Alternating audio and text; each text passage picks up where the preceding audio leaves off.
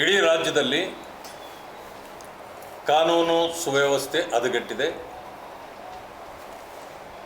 ಬೆಲೆ ಏರಿಕೆಗಳು ಒಂದಲ್ಲ ಮೂರು ಬಾರಿ ಹೆಚ್ಚಾಗ್ತಾ ಇವೆ.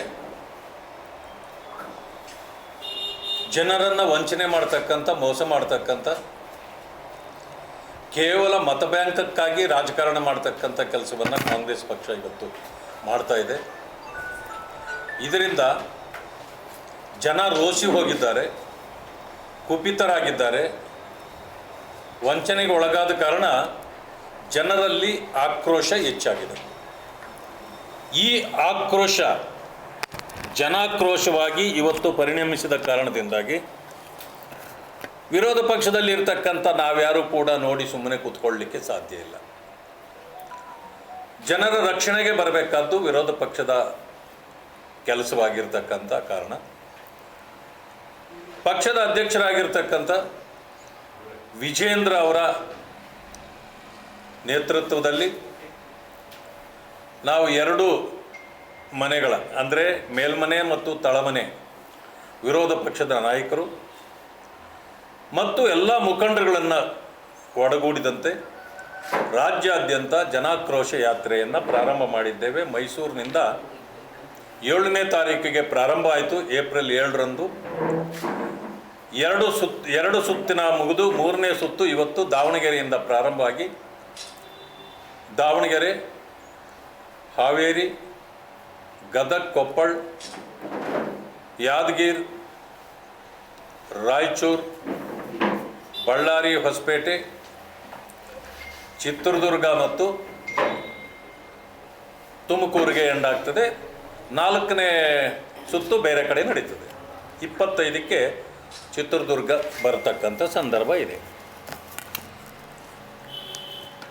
ಏನೇ ಮಾತಾಡಿದರೂ ಕೂಡ ಕಾಂಗ್ರೆಸ್ ಕಾನೂನು ಸುವ್ಯವಸ್ಥೆ ಹದಗೆಟ್ಟಿದೆ ಅಂದರೆ ಯಾವುದೂ ಆಗಿಲ್ಲ ಅನ್ನೋ ರೀತಿಯಲ್ಲಿದ್ದಾರೆ. ಈ ರಾಜ್ಯದ DIG ಓಂ ಪ್ರಕಾಶ್ ನಿನ್ನೆ ಕೊಲೆಯಾಗಿದ್ದಾರೆ. ಅದರ ಸುತ್ತ ಬಹಳ ವಿಚಾರಗಳಿದೆ ಅಂತ ಗೊತ್ತಾಗ್ತಾ ಇದೆ. ಈಗ ಅವರ ಶ್ರೀಮತಿಯವರು ಮತ್ತು ಮಗಳು ಸೇರಿ ಮಾಡಿದ್ದಾರೆ ಅಂತ ಒಂದು ಸೈಡ್ ವಿಷಯ ಬರ್ತಾ ಇದೆ. ಆದರೆ ಬೇರೆಯವರು ಹೇಳ್ತಕ್ಕಂಥದ್ದು ಅದರ ಸುತ್ತ ಬಹಳ ಗೊಂದಲ ಇದೆ ಅಂತ. ಇದನ್ನು ತೀವ್ರ ನಿಗಾ ವಹಿಸಬೇಕು. ಇದನ್ನು ಉನ್ನತ ಮಟ್ಟದಲ್ಲಿ ಇದನ್ನು ಮಾಡಬೇಕಿಲ್ಲ ಅಂತಂತಂದರೆ ಸತ್ಯ ಹೊರಗಡೆ ಬರೋದು ಕಷ್ಟ ಆಗುತ್ತೆ, ಒಂದು ಸೈಡ್ ಆಗುತ್ತೆ. ಕಾನೂನು ಸುವ್ಯವಸ್ಥೆ ವಿಚಾರದಲ್ಲಿ ಗೃಹ ಸಚಿವರು ಹೇಳ್ತಾರೆ ಬೆಂಗಳೂರಿನಂಥ ಸಂದರ್ಭ ಇದರಲ್ಲಿ ಎಲ್ಲ ಕಾಮನ್ ಅಂತ.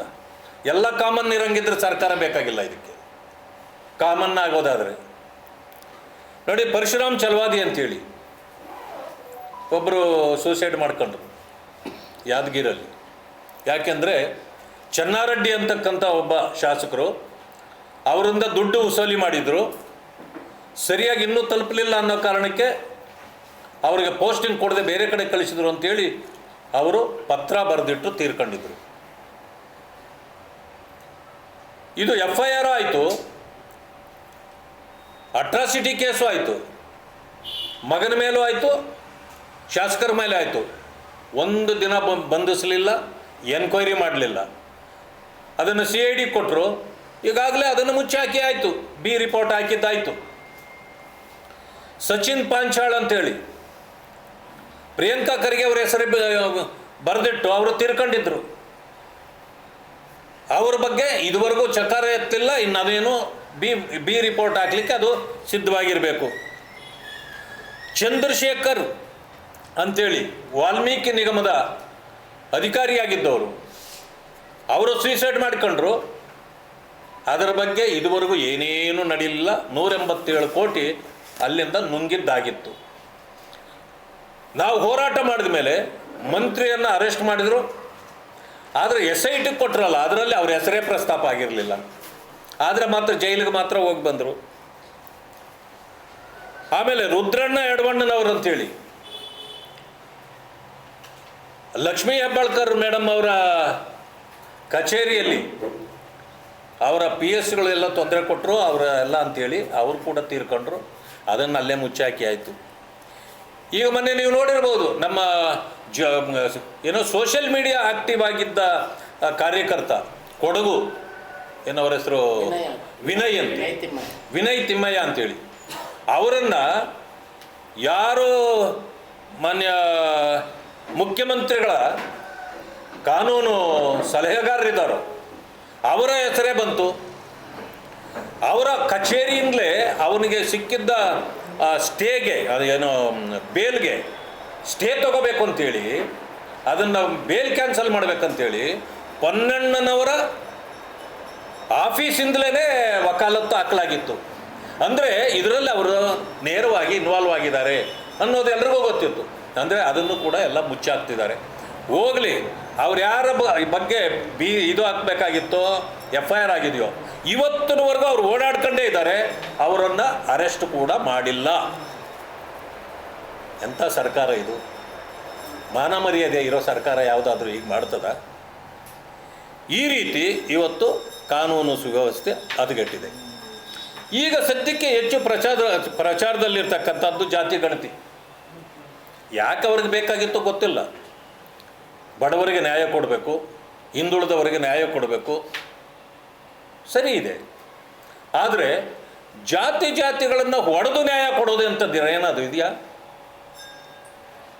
ನೀವೇನು ಕಾಂತರಾಜು ವರದಿ ಇತ್ತು, ಕಾಂತರಾಜು ವರದಿ ಒರಿಜಿನಲ್ ರಿಪೋರ್ಟ್ ಎಲ್ಲೋಯ್ತು?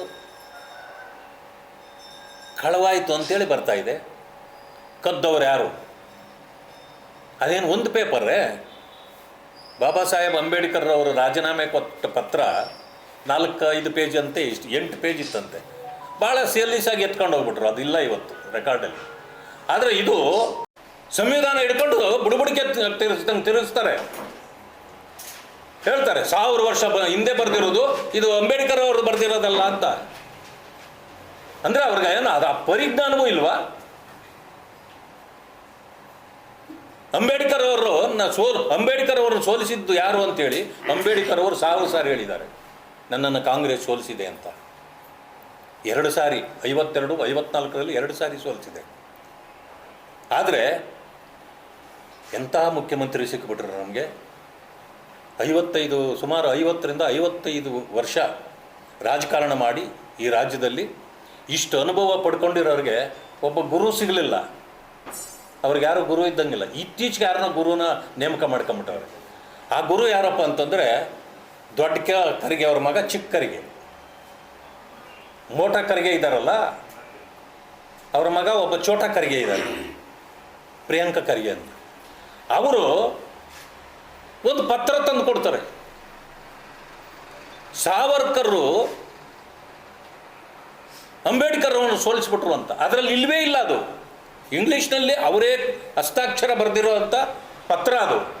ಅದನ್ನು ಓದಿದರೆ ಯಾರೋ ಡಿಸ್ಕಸ್ ಮಾಡಿದ್ದನ್ನು ಅವ್ರು ಯಾರೋ ಹೇಳಿದ್ರು, ಇವ್ರು ಯಾರೋ ಹೇಳಿದ್ರು ಅಂತ ಬರ್ತದೆ ಅದರಲ್ಲಿ. ಇವರು ಅದನ್ನು ಹಿಡ್ಕೊಂಡು ಹೇಳಿದರೆ ಸಿದ್ದರಾಮಯ್ಯ ನೋಡಿ, ಆ ಖರ್ಗೆ ಅವ್ರ ಮಾತು ಯಾರೂ ಕೇಳಲ್ಲ, ಮಾದೇವಪ್ಪನ ಮಾತು ಯಾರೂ ಕೇಳಲ್ಲ, ಬೇರೆಯವ್ರ ಮಾತು ಕೇಳಲ್ಲ. ಆದರೆ ಮುಖ್ಯಮಂತ್ರಿ ಏನಾದರೂ ಹೇಳಿದಾಗ ಜನ ಗೌರವಿಸ್ತಾರೆ, ಯಾಕೆಂದರೆ ದೊಡ್ಡ ಹುದ್ದೆಯಿಂದ ಹೇಳೋ ಮಾತು. ಆದರೆ ಇವರು ಸಾಧಕ ಬಾಧಕಗಳನ್ನು ಗುರುತಿಸಿ ಅದರ ಸತ್ಯ ಅಸತ್ಯ ಅನ್ನೋದನ್ನು ಹೇಳಬೇಕಲ್ಲ. ಅವ್ರು ಹೇಳಿದ್ದನ್ನೇ ಇವರು ಹೇಳಿಬಿಟ್ಟು ಇವತ್ತು ನಗುಬಾಟ್ಲಿಗೆ ಸಿಕ್ಕಾಕೊಂಡಿದ್ದಾರೆ. ನಾನು ಅವ್ರಿಗೆ ಹೇಳಿದ್ದೇನೆ, ನೀವು ಅದನ್ನು ಪ್ರೂವ್ ಮಾಡಿ, ನಾನು ವಿಪಕ್ಷ ನಾಯಕನ ಸ್ಥಾನಕ್ಕೆ ನಾಳೆ ರಾಜೀನಾಮೆ ಕೊಡ್ತೇನೆ. ಇಲ್ಲ ಅಂದರೆ ಪ್ರೂವ್ ಮಾಡಲಿಕ್ಕಾಗಿಲ್ಲ ಅಂದರೆ ನೀವು ಕೊಡಬೇಕು ಅಂದರೆ ಮಾತಿಲ್ಲ, ಕತೆ ಇಲ್ಲ, ಮೆತ್ತಗಾಗ್ಬಿಟ್ರು. ಯಾಕೆಂದರೆ ಮಾಡಿದ ತಪ್ಪು ಗೊತ್ತಾಗೋಯ್ತಲ್ಲ. ಕಾಂಗ್ರೆಸ್ ಅಂತಂದರೆ the other name of Congress is corrupt. ಅನುಮಾನವೇ ಬೇಡ. ಎಲ್ಲಿಂದ ಕರಪ್ಟು? ಇವತ್ತು A1 Sonia Gandhi national Herald ಕೇಸಲ್ಲಿ ಮಗ 38% ಆಗಲೇ ಹಂಚ್ಕೊಂಬಿಟ್ಟಿದ್ದಾರೆ. ಆಗಲೇ ಅವರು 5,000 ದೇಶಭಕ್ತರು ಸೇರಿ, ಸ್ವತಂತ್ರ ಹೋರಾಟಗಾರರು ಸೇರಿ ಆವತ್ತು ಹಣ ಹಾಕಿ ಈ ದೇಶಕ್ಕೊಂದು ಕೊಡುಗೆ ಕೊಡಬೇಕು ಅಂತೇಳಿ, ಅದು ಸಪ್ರೇಟ್, ಅದು ಸಂಬಂಧವೇ ಇಲ್ಲ. ಮಾಡಿದಾಗ ನ್ಯಾಷನಲ್ ಹೆರಾಲ್ಡು ಕೊನೆಯಲ್ಲಿ ನೆಹರು ಕೈಲಿ ಸಿಕ್ಕಿ ಅವರದನ್ನು ಪ್ಯಾಕಪ್ ಮಾಡಿ ಕಾಂಗ್ರೆಸ್ ಅದನ್ನು ಕಬ್ಜಾ ಮಾಡಿ ಏನೆಲ್ಲ ಮಾಡಿ ಅದರಿಂದ ಜನರಿಂದ ಕಲೆಕ್ಟ್ ಮಾಡಿದ್ದ ಹಣನ 90 ಕೋಟಿ ರೂಪಾಯಿ ಅದಕ್ಕೆ ಕೊಟ್ಟು ಬರೀ 50 ಲಕ್ಷ ವ್ಯವಹಾರದನ್ನು 5,000 ಕೋಟಿ ಆಸ್ತಿನ ಇವರೇ ಬಡ್ದ್ಬಿಟ್ಟು ಇವತ್ತು ಸಿಕ್ಕಾಕೊಂಡು ಬಿದ್ದವ್ರೆ. ಕರಪ್ಷನ್ನಲ್ಲಿ ನೀವು ಬಿದ್ದು ದೇಶದಲ್ಲಿ ಕಾಂಗ್ರೆಸ್ ಕಾರ್ಯಕರ್ತನ ಇಟ್ಟು ಕಟ್ಟಿ ಹೋರಾಟ ಮಾಡಿಸ್ತಾ ಇದ್ದೀರಿ. ಯಾರ ಮೇಲೆ ಮಾಡಿಸ್ತಾ ಇರೋದು ನೀವು?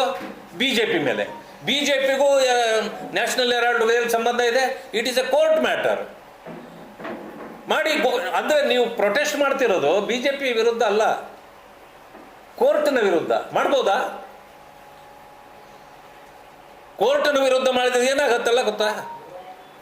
ಜೈಲಿಗೆ ಹೋಗೋದು ಗ್ಯಾರಂಟಿ ಆಗತ್ತೆ. ಅರೆ ಕೋರ್ಟ್ಗಳೇ 2 ವರ್ಷ ಅವ್ರ ಪವರ್ಸನ್ನೇ ಕಿತ್ಕೊಂಡಿದ್ದದ್ದು ಕಾಂಗ್ರೆಸ್. ನೀವು ಎಮರ್ಜೆನ್ಸಿ ತಂದು ನೀವು ದೇಶಕ್ಕೆ ಪಾಠ ಹೇಳ್ತೀರಿ. ಬಾಬಾ ಸಾಹೇಬ್ ಅಂಬೇಡ್ಕರ್ ಬಗ್ಗೆ ಇಷ್ಟೆಲ್ಲ ಮಾತಾಡ್ತಾರೆ. ಇವತ್ತು 100 ವರ್ಷ ಆಯಿತು ಅಥಣಿಗೆ ಬಂದವರು. ಮೊನ್ನೆ ಹೋಗಿ ಕಾರ್ಯಕ್ರಮ ಮಾಡಿ ಬಂದ್ವಿ ನಾವು ನಿಪ್ಪಾಣಿಯಲ್ಲಿ. ಅದೇ ಡಿಸೆಂಬರ್ನಲ್ಲಿ ಜೈ ಭೀಮ್, ಜೈ ಬಾಪು, ಜೈ ಸಂವಿಧಾನ ಅಂತ ಮಾಡ್ತಾರೆ. ಅಲ್ಲಿ ಸಂಬಂಧವೇ ಇಲ್ಲ ಅದಕ್ಕೆ.